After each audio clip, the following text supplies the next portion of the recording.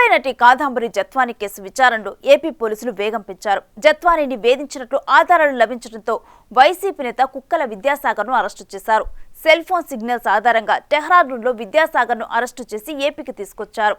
అదలా ఉంటే ఈ క్రమంలో ఈ కేసులో ముందస్తు బెయిల్ కోసం పిటిషన్ దాఖలు చేసుకున్న ఐపీఎస్ అధికారి కాంతి రాణాకు ఉచ్చు బిగుస్తోంది. ఇప్పటికే కాంతి రాణాపై సస్పెన్షన్ వేటువేగా నెక్స్ట్ ఆయన్నే కటకటాల పాలయ్యే పరిస్థితి కనిపిస్తోంది.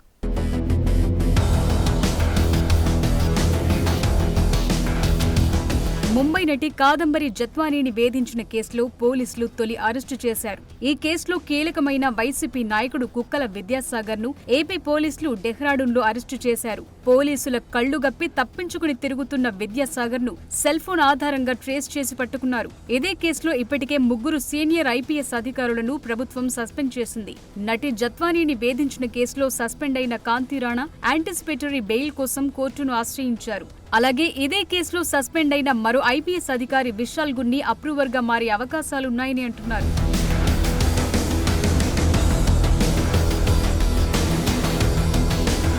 జగన్ కు సన్నిహితుడు ముంబైకి చెందిన పారిశ్రామికవేత్త నవీన్ జిందాల్ కు లబ్ధి చేకూర్చడం కోసం వైసీపీ నాయకులు జత్వానీని టార్గెట్ చేశారన్న ఆరోపణలున్నాయి. దానికోసం గతంలో జత్వానీతో పరిచయం ఉన్న వైసీపీ నాయకుడు కుక్కల విద్యాసాగర్ చేత ఆమె మీద కేసు పెట్టించారు. ఆ కేసును ఆధారంగా చేసుకుని కాదంబరి జత్వానీని అరెస్టు చేశారు. ఆమె తల్లిదండ్రులతో సహా జత్వానీని రిమాండ్కు పంపించారు. ఈ అక్రమ వ్యవహారానికి ఆద్యుడైన కుక్కల విద్యాసాగర్ను పోలీసులు అరెస్టు చేశారు.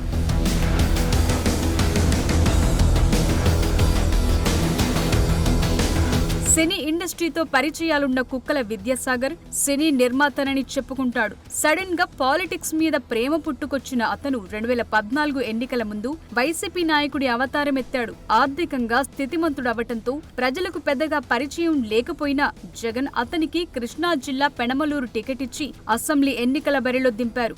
ఆ ఎన్నికల్లో టీడీపీ అభ్యర్థి బోడే ప్రసాద్ చేతిలో 31.5 ఓట్ల తేడాతో పరాజయం పాలైన కుక్కల మళ్లీ పొలిటికల్ స్క్రీన్ పై కనిపించలేదు.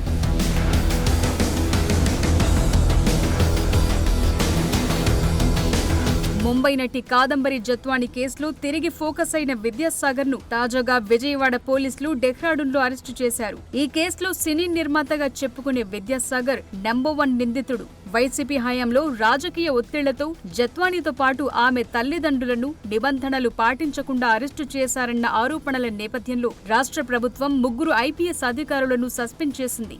వైసీపీ అధికారంలో ఉన్నప్పుడు ఫిబ్రవరిలో విద్యాసాగర్ ఫిర్యాదుపై నటిని అరెస్టు చేశారు.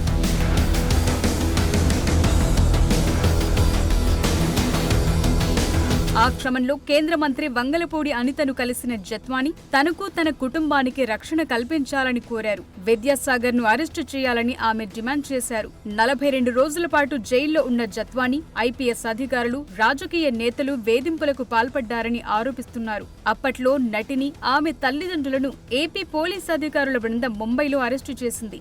ఈ పోలీస్ బృందానికి అప్పటి Vijayawada deputy commissioner of police Vishal Gunni నాయకత్వం వహించారు.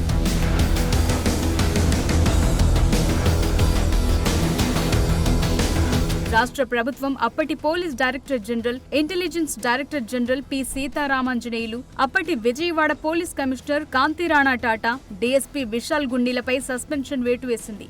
ఈ కేసులో వారితో పాటు మరికొందరు అధికారులను పోలీసులు నిందితులుగా చేర్చే అవకాశం ఉందంటున్నారు.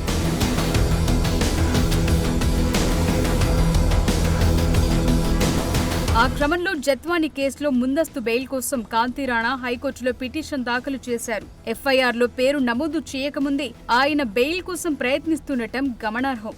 కాంతి రాణా పిటిషన్పై సోమవారం విచారణ జరగనుంది. విజయవాడ పోలీస్ కమిషనర్ గా పనిచేసిన కాంతి రాణా ఈ మొత్తం వ్యవహారంలో కీలక పాత్ర పోషించారని, తప్పుడు సాక్ష్యాలు పుట్టించి తనను ఇబ్బంది పెట్టినట్లు జత్వానీ ఫిర్యాదు చేశారు. ఇప్పుడు విద్యాసాగర్ ను అరెస్టు చేయడంతో నెక్స్ట్ తననే విచారించి కీలక విషయాలను బయటకు లాగి కేసులు పెట్టే అవకాశముందని భావించిన రాణా ముందస్తు బెయిల్ కోసం హైకోర్టును ఆశ్రయించినట్లు తెలుస్తోంది.